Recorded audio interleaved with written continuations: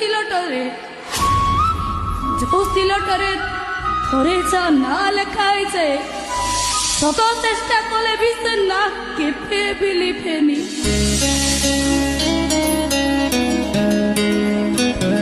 ତାଛଡ଼ା ତମ ପ୍ରତିଶୋଧର ନିଆଁଟା ଏତେ ପାଗଳ କରିଦେଲା ଯେ